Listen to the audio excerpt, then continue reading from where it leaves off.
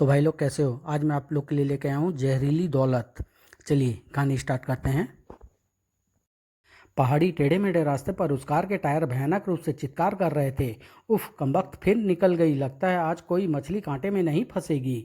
और फिर अचानक मछली पकड़ते शंकर ने एक भयानक दृश्य देखा। हे भगवान! कार उससे कुछ दूर एक पत्थर से टकरा कर रुक गई। उफ, न जाने कार चालक का क्या हुआ होगा। शंकर ने कार में झांका। वह रहा, सांस अभी चल रही है। अ, अनथक प्रयास के पश्चात उसने ड्राइवर को बाहर निकाल लिया। बुरी तरह से घायल है, शायद बचेगा नहीं। और तभी शंकर को महसूस हुआ कि वह मर चुका है। शंकर ने उसे जमीन पर लिटा दिया। लगता है गाड़ी के ब्रेक फेल हो गए थे, बेचारा। अरे, अचानक वह चौंक पड़ा। ओहो, हूबहू मेरी शक्ल! मछली पकड़ना भूल गया था वह। शंकर ने तुरंत उसकी तलाशी ले डाली। यह पर्स, इसमें जरूर इसका पता ठिकाना होगा। शंकर ने पर्स खोल मारा। यह तो यह तो कोई बहुत बड़ा अमीर लगता है रे शंकर। दिलीप कोठारी, WS 345, सिर्फ रोड, नई दिल्ली। लालच के कीटाणु शंकर के मस्तिष्क में गिजगिजाने लगे। शंकर, सोच क्या रहा है बेवकूफ, बन जा दिलीप कोठारी। अमीर बनने का यह सुनहरा मौका मत गंवा। अनायास ही उसके मस्तिष्क पर पसीना उमड़ आया। भाग्य तेरे साथ है शंकर, दरिया के आसपास कोई नहीं है। पागल सा हुआ शंकर दिलीप कोठारी के निकट पहुंचा और उसके कपड़े उतारने लगा। हाँ, मैं बनूंगा दिलीप कोठारी। आज से शंकर मर गया। शंकर दिलीप कोठारी बन गया। लेकिन इस लाश का क्या करूं? अगर इसकी शिनाख्त हो गई तो सारे किए धरे पर पानी फिर जाएगा। यह पत्थर मेरी समस्या का हल कर सकता है। पत्थर उठाकर शंकर कोठारी के सिर पर पटक दिया। भड़ाक! अब स्वयं देवता भी इसकी सूरत नहीं पहचान पाएंगे। इस दरिया की मछलियां जाने कब से भूखी होगी। हा हा हा। फिर कार को वहीं छोड़कर शंकर टैक्सी द्वारा कोठारी के घर की ओर चल पड़ा। दुर्घटना में अपने बचाव की एक मनगढ़ंत कहानी वह सोच चुका था। वाह, क्या आलीशान बंगला है साहब! अब इस बंगले का मालिक शायद मैं हूँ। अरे साहब, आप टैक्सी में, वो गाड़ी और ये आपकी हालत। गोरखा के प्रश्नों का उत्तर न देकर शंकर भीतर चला गया। अब मुझे खुद को थोड़ा परेशान जाहिर करना चाहिए। भीतर कोठारी की खूबसूरत बीवी संगीता उसे देखते ही उछल पड़ी। द दिलीप, तुम तो शहर से बाहर जा रहे थे और अपनी क्या हालत बना रखी है? कपड़े कैसे फट गए तुम्हारे? और जवाब देने की बजाय वह अचानक ही बेहोश होकर गिर पड़ा। घर के सदस्यों के बारे में जानने के लिए कुछ देर बेहोशी का नाटक करना पड़ेगा। अरे, क्या हुआ तुम्हें? दीनू, रामू, जल्दी से डॉक्टर को फोन करो। कहते हुए कोठारी उफ शंकर ठहाका लगाकर हंस पड़ा। और जैक्स, अब सब मुझे दिलीप कोठारी ही समझते हैं। शंकर मर चुका है जैक्स। शंकर के साथ उसके 3 दोस्त थे, रॉकी, जेम्स और प्रीतम। प्रीतम बोला, और अब तुम्हें संगीता के कत्ल की जरूरत महसूस हो रही है ताकि करोड़ों की जायदाद का कोई और वारिस ना रहे। हाँ, मैं सारी जायदाद बेचकर विदेश चला जाना चाहता हूँ। लेकिन शंकर, इस काम में तुमने हमारी मदद ली है, हमें धोखा देने की कोशिश मत करना। बेवकूफ़ हो क्या? संगीता की मौत के बाद जायदाद का बराबर का हिस्सा होगा। सहसा रॉकी ने कहा, कार रोक दो प्रीतम। क्या सपेरा की बस्ती आ गई? हाँ, हम उसी सपेरे की झोपड़ी के सामने खड़े हैं। कुछ ही देर में चारों भीतर आ गए। हमें देर तो नहीं हुई ना झमरू? नहीं, तुम सही वक्त पर आए हो। मैंने सारी तैयारियां लगभग पूर्ण है। तुम चारों उधर बैठ जाओ। चारों के बैठने के पश्चात अब मैं इस पिटारे को खोलने जा रहा हूँ। ध्यान रहे, इसे देखकर कोई डरे नहीं। यह मंत्रों से बंधी नागिन है। मेरे आदेश के बिना यह हिल भी नहीं सकती। मन ही मन कुछ मंत्र बुदबुदाते हुए उसने पिटारे का ढक्कन हटा दिया और अगले ही पल नागिन का फन फैल गया। उफ, कितनी खतरनाक नागिन है! झमरू मन ही मन मंत्रोच्चारण करता रहा। नागिन का फन ऊंचा उठता रहा। उफ, हे भगवान! मारे दहशत के सबके रोंगटे खड़े हो गए थे। भूत से बने चारों उस खौफनाक दृश्य को देख रहे थे, जबकि नागिन का रस्सी की तरह उठा हुआ शरीर वापस पिटारे में समाने लगा। कुछ देर बाद सपेरे ने आंखें खोली और उन चारों की ओर देखकर बोला, लगता है आप लोग इसे देखकर बुरी तरह से डर गए हैं। नहीं झमरू, क्या यह नागिन सचमुच हमारा काम कर देगी? जरूर करेगी, और किसी को कानो कान खबर तक नहीं होगी कि यह दुर्घटना है या फिर कत्ल की कोई जबरदस्त साजिश। अगर तुम्हारी नागिन ने हमारा काम कर दिया झमरू, तो हम तुम्हें इस काम की मुंह मांगी दौलत देंगे। वो तो ठीक है, लेकिन उस औरत का कोई कपड़ा लाए हो? हाँ, कोठारी, उसे संगीता के रुमाल वाली डिब्बी दे दो। शंकर ने एक डिब्बा झमरू की ओर बढ़ा दिया। झमरू ने वह डिब्बी खोली। अब तुम्हारा काम हुआ ही समझो। कल शाम ठीक 6 बजे उस औरत को लेकर बस्ती के पास लगे मेले में पहुंच जाना। जिस औरत का ये रुमाल है, वह खतरनाक नागिन भरी भीड़ में उसे डस लेगी। झमरू ने रुमाल पिटारे में फेंक दिया और चारों बाहर निकल गए। अगले दिन योजनानुसार मेले के लिए संगीता को तैयार करने में शंकर को कोई दिक्कत पेश नहीं आई। यह मेले का प्रोग्राम बनाकर तुमने बहुत अच्छा किया दिलीप। मैं खुद कई दिन से घर में बैठी बोर हो गई थी। बोर तो मैं हो गया हूँ, लाखों करोड़ों रुपये का मालिक बनने के लिए मरा जा रहा हूँ। क्या सोच रहे हो दिलीप, कहाँ खो गए? कुछ नहीं। हाँ, क्या कह रही थी तुम? लो, मेला आ गया। और यह सोचते ही कि संगीता का कत्ल होने वाला है, शंकर के बदन में झुरझुरू सी दौड़ती चली गई। कार से बाहर निकलती उसकी निगाहें कुछ दूर खड़े रॉकी जेम्स और प्रीतम पर पड़ी। ओह, रॉकी जेम्स, प्रीतम, वाह दिलीप, आज सारी शाम यहीं बिताएंगे। शंकर आ गया है रॉकी, शिकार भी साथ है, आने दो। शंकर ने बेचैनी से रिस्ट वॉच में समय देखा। 6 बजने में 10 मिनट। तुम बार बार घड़ी क्यों देख रहे हो दिलीप? क्या कोई आने वाला है? नहीं तो तुम कुछ घबराए से हो। तुम्हें खामखा वहम हो रहा है। चलो कुछ देर उधर एकांत में चलकर बैठते हैं। हाँ हाँ चलो। ठीक यही वह पल था जबकि संगीता के मुंह से एक तेज चीख उबल पड़ी, आई। और शंकर के जिस्म से जैसे किसी ने बिजली का नंगा तार छुआ दिया हो। द दिलीप, आ आ वह सांप, अरे सांप, लड़की को काट लिया है उसने। 9 फुट काला सांप बिल में छिपा बैठा था, उधर झाड़ियों में गया है, मार डालो। पलक झपकते ही मेले में सनसनी सी फैल गई। लोग झाड़ियों की ओर आगे भाग पड़े। देखो, ढूंढो, देखते ही खत्म कर दो वरना फिर किसी को डसेगा कमबख्त। सावधान, वह झाड़िया में छिपा हो सकता है। लेकिन कुछ देर बाद नहीं मिला, पता नहीं कहाँ गायब हो गया। चलो उस लड़की को देखें। उधर जेम्स, रॉकी और प्रीतम शंकर के निकट पहुंच चुके थे। यह तो मर जाएगी, इसके मुंह से नीले नीले झाग उबल रहे हैं। संगीता, संगीता, आंखें खोलो संगीता। डॉक्टर, अरे कोई डॉक्टर है क्या आसपास? डॉक्टर क्या करेगा साहब, इसे जिस काले कोबरा ने ढसा है उसके जहर का कोई काट नहीं है। और रोने की अच्छी एक्टिंग कर रहा है साला। संगीता, आंखें खोलो, तुम मुझे छोड़कर नहीं जा सकती। तभी भीड़ में से एक व्यक्ति निकला और बोला, मैं सपेरा हूँ, हटो, मुझे देखने दो। इसका जहर उतार दो सपेरे, मैं तुम्हें दौलत से माला माल कर दूंगा। सपेरा संगीता की टांग की ओर देखने लगा, फिर अचानक उसकी आंखें फट सी पड़ी। यह नहीं बचेगी साहब। नहीं संगीता, इसका मतलब उस नागिन के कांटे का कोई इलाज नहीं हो सकता। वाह। तभी जेम्स ने नब्ज देखकर उसके मृत होने की घोषणा कर दी। इस प्रकार बहुत से लोगों के देखते ही देखते कत्ल कर दिया गया। कोई न जान पाया कि वह मात्र एक दुर्घटना नहीं थी बल्कि साजिश थी, कत्ल की साजिश। योजना सफल हो गई, संगीता का रोड़ा हट गया। झमरू की नागिन ने तो कमाल कर दिया। पुलिस पहुंची लेकिन बेकार, सीधा सादा स्नैक बाइट का मामला है। उसी शाम संगीता की लाश को दफन कर दिया गया, क्योंकि किसी बुजुर्ग ने सलाह दी थी कि सांप कांटे को दफनाया ही जाता है।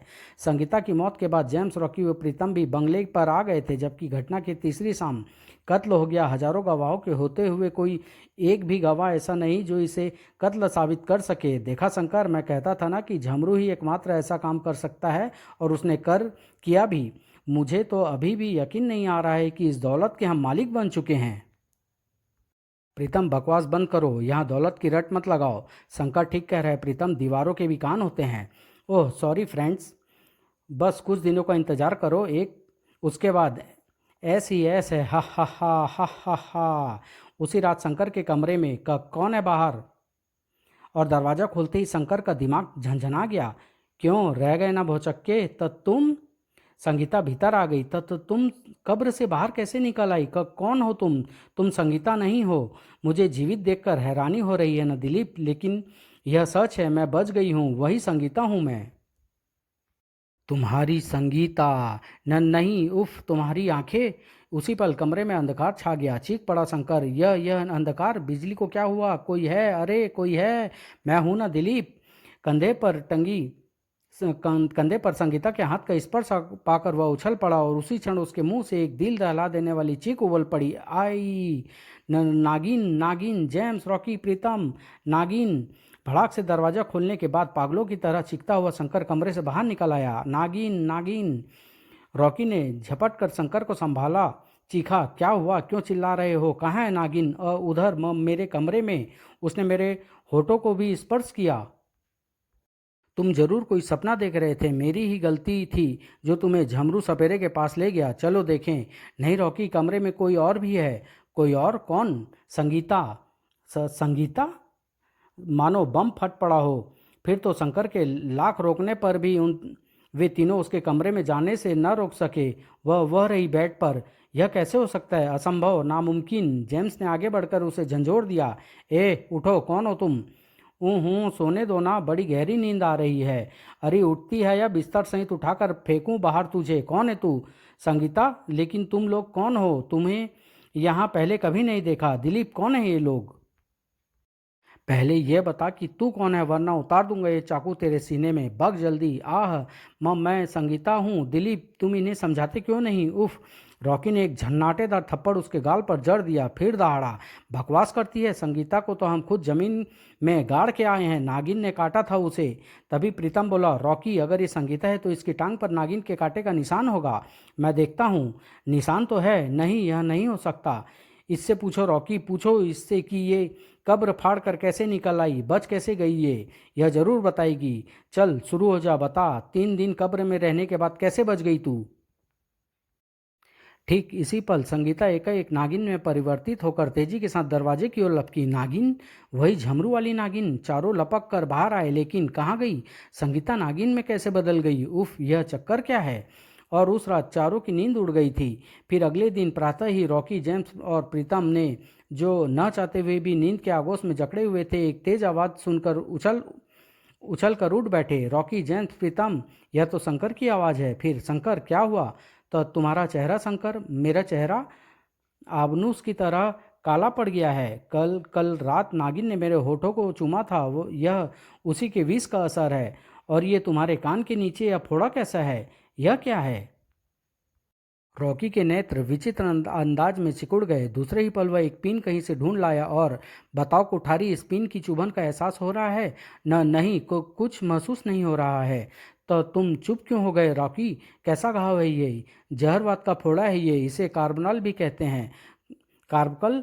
शंकर गिरने को हुआ। रॉकी ने उसे संभाल लिया और फिर गुर्राया, यह सब उस झमरू की शरारत लगती है। वह हमें नागिन से डरा कर ब्लैकमेल करना चाहता है। उस झमरू के टुकड़े टुकड़े कर डालूंगा मैं। जेम्स, तुम मेरे साथ आओ। रॉकी, अगर संगीता लौट आए तो अब उसे जाने मत देना। ड्राइविंग सीट संभालते ही प्रीतम ने कार को तूफान के समान दौड़ा दिया। अगर इस हरकत में झमरू का हाथ हुआ तो मैं उसे वहीं कत्ल कर देने वाला हूँ। जैक्स, तुमसे पहले मैं उस हरामजादे की गर्दन मरोड़ने के लिए बेचैन हुई। प्रीतम। फिर कार झमरू की झोपड़ी के पास जाकर रुकी और अभी दोनों कार से बाहर निकल भी ना पाए थे कि एकाएक उछल पड़े। अरे संगीता, यह यहाँ कैसे आ गई? उसे पकड़ना होगा। जल्दी करो जेम्स। दोनों एक झटके के साथ बाहर निकले। वह उधर झोपड़ी के पीछे गई है। अब वह नहीं बच सकती। अभी तो इधर ही आई थी, एकाएक कहाँ चली गई? कहाँ गायब हो गई? खैर, बच कर जाएगी कहाँ? आओ, अब तो मुझे पूरा यकीन हो चला है कि झमरू ने कोई चक्कर शुरू कर दिया है। दोनों दरवाजा खुलकर भीतर आ गए। अंदर अंधेरा है। लाइटर जलाओ। लाइटर ऑन करते ही जेम्स चीख पड़ा। झमरू की लाश? उसके माथे से खून बह रहा है। सारा शरीर नीला पड़ता जा रहा है। कल रात हमने संगीता को नागिन में बदलते देखा था और अब यहाँ संगीता की मौजूदगी बता रही है कि वह झमरू भी उसी नागिन का शिकार हुआ है। अचानक कुछ याद करता प्रीतम एक पिटारे की ओर लपका और उसे खोलते ही उसका दिमाग भक्त से उड़ गया। नागिन गायब है। जेम्स, क्या? इससे पूर्व कि संगीता बंगले में पहुंचकर रॉकी और शंकर पर आक्रमण कर दे, हमें वहां पहुंचकर उन्हें हकीकत बता देनी चाहिए। जल्दी चलो। उफ, मेरा तो यहाँ दम घुट रहा है। लेकिन अभी दरवाजे पर कदम ही रखा था दोनों ने कि जेम्स चीख पड़ा। आह, क्या हुआ? नागिन, भागो प्रीतम। जेम्स वहीं लुढ़क कर गिर पड़ा। दूसरे ही पल, नहीं, और दहशत से चीखता हुआ प्रीतम कार में सवार हुआ और गियर बदलकर वह एक्सीलेटर दबाता ही चला गया। मुझे जल्दी से जल्दी यह जगह छोड़ देनी चाहिए। आंधी तूफान के समान कार दौड़ाता हुआ पहाड़ी रास्ते पर पहुंच गया और फिर सामने से आते ट्रक को देखकर जैसे ही उसने ब्रेक मारने चाहे कि उसके होश खराब हो गए। उफ, ब्रेक पैडल दब क्यों नहीं रहे?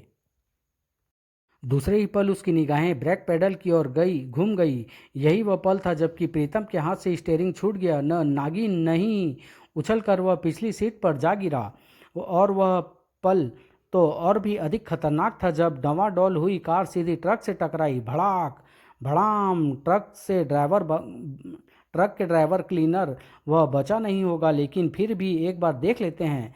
मैं भी यही कहने वाला था। नीचे पहुंचने पर, ओ उस्ताद, ये तो इतने भयानक एक्सीडेंट के बाद भी जिंदा है। ओह, विश्वास नहीं होता, कुदरत के रंग अनोखे। चल उठा, इसे अस्पताल ले चलना होगा इसे। अस्पताल में कुछ देर के लिए प्रीतम को होश आया। उसके परिणाम स्वरूप रॉकी वहीं पहुंच चुका था। डॉक्टर, कैसी कैसी है इसकी हालत? कुछ कहा नहीं जा सकता, सारी हड्डी पसलियां टूट चुकी है। आश्चर्य है कि यह अब तक जीवित कैसे है।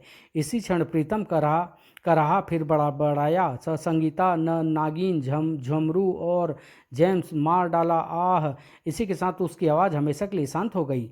डॉक्टर ने फुर्ती के साथ उसकी नब्ज टटोली, फिर गंभीर स्वर में बोला, sorry mister, he is no more. Oh! और इससे पूर्व कि डॉक्टर उससे कुछ पूछ पाता, रॉकी वार्ड से बाहर निकल आया। प्रीतम की बड़बड़ाहट से लगता है कि जेम्स भी मारा जा चुका है और झमरू भी, और इन तीनों की मौत में नागिन का हाथ है।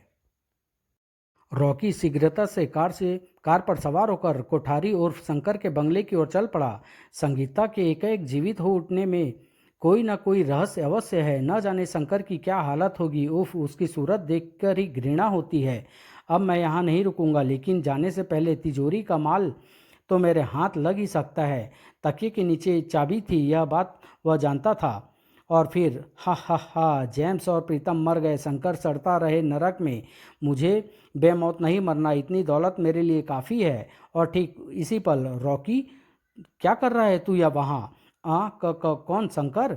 कमरे में बदबू का एक तीव्र झोंका सा घूमता सा चला गया। बड़ी मुश्किल से वह कह सका, शंकर, ओह, समझ गया, दौलत समेट कर फरार होना चाहता है तू? शंकर, तो तुम मेरे पास मत आना। शंकर, दूर रहो मुझसे। बदबू से दिमाग फटा जा रहा था रॉकी का। पके हुए फोड़े का रूप लिए शंकर भयानक अंदाज से आगे बढ़ता रहा। कमीने, दगाबाज, नरक में रहकर मैं तुझे ऐसो आराम की जिंदगी जीने दूं? नहीं रॉकी, रुक जा शंकर, तू कोढ़ी सा हो गया है, तेरी जिंदगी नरक बन चुकी है, मुझे इस नरक में मत घसीट। रुक जा कमीने। दूसरे ही पल रॉकी ने उछल कर एक कुर्सी उठा ली और शंकर पर खींच मारी। तड़ाक! कमीने, जो पाप हमने किए हैं उसकी सजा तो हम सबको भुगतनी होगी। नहीं! यह कहते हुए शंकर ने रॉकी पर छलांग लगा दी। न नहीं! और इसी हड़बड़ी में रॉकी के हाथ आ गई शंकर की गर्दन। कुत्ते हरामजादे, जान से मार डालूंगा मैं तुझे। आह! गूं गूं! तेरे मरने के बाद सारी दौलत मेरी होगी। हा हा हा हा! Hello police! हा हा हा! अब यह दौलत मेरी है, इसे मुझसे कोई नहीं छीन सकता। ओह रिवॉल्वर, यह भी काम आएगी। लेकिन बाहर निकलते ही, वहीं रुक जाइए मिस्टर रॉकी, आपको कोठारी साहब के कत्ल के इल्ज़ाम में गिरफ्तार किया जाता है। ठहरिए इंस्पेक्टर साहब। और आवाज़ की दिशा में निगाहें जाते ही इंस्पेक्टर की आंखें फैलती चली गई। तुम संगीता? लेकिन तुम तो संगीता? आप ठीक सोच रहे हैं इंस्पेक्टर साहब, संगीता वास्तव में मर चुकी थी। उसे जीवित किया एक योगी बाबा ने, जो उस समय भी मौजूद थे जब मुझे नागिन ने काटा। उन्होंने मुझे कब्र से बाहर निकाला। तुझे मंत्र शक्ति से बंधी नागिन से डसवाया गया है। तुझ पर अन्याय हुआ है बेटी, लेकिन इंसानियत के नाते मैं यह अन्याय नहीं होने दूंगा। मैं तुझे एक बार फिर जिंदा करूंगा। लोग ठीक कहते हैं कि जिस नागिन ने तुझे डसा है उसके ढसे का कोई इलाज नहीं है, लेकिन मैं तुझे फिर भी जीवित करूंगा। और फिर तुझे आना होगा दुष्ट नागिन। उन्होंने अपनी मंत्र शक्ति से नागिन को वहां बुलाया। दुष्ट नागिन, तूने एक निर्दोष औरत की जान ली है, बोल तुझे क्या दंड दूं?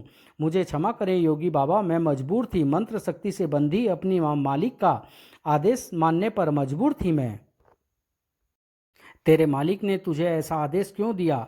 क्योंकि इसका नकली पति उर्फ शंकर इसकी हत्या करके सारी दौलत हड़प जाना चाहता था। सपेरा लालच में फंस गया था। ओह, तब तो तुझे इसी वक्त मेरा एक आदेश मानना होगा, अन्यथा मैं तुझे जलाकर भस्म कर डालूंगा और तू सारी उम्र प्रेत योनि में सड़ती रहेगी।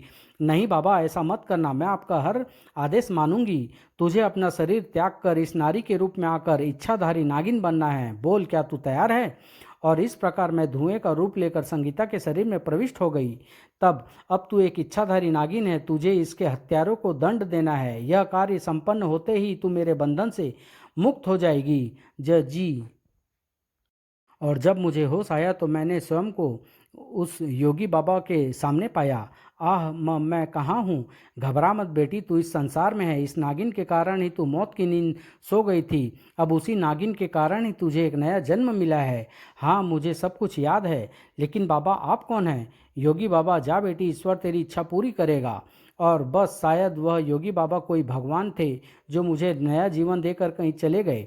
और आज मेरा बदला पूरा होने वाला है। जिस दौलत के लिए इन्होंने संगीता की मौत का षड्यंत्र रचा, वह इनके लिए जहरीली दौलत साबित होगी। इंस्पेक्टर, मैं तुझे जीवित नहीं छोड़ूंगा नागिन। यह सुनते ही रॉकी ने रिवॉल्वर निकालकर संगीता पर फायर झोंक मारा, लेकिन संगीता वहां कहाँ थी? वह तो नागिन बन चुकी थी।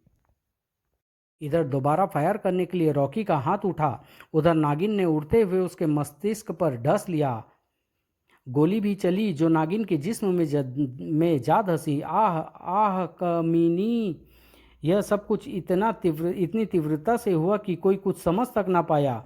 देखते ही देखते मृत नागिन संगीता की लाश में बदल गई और इच्छाधारी नागिन का बदला पूरा हो गया। हवलदार, दोनों लाशों को पोस्टमार्टम के लिए भेजने की तैयारी करो। यह यस सर।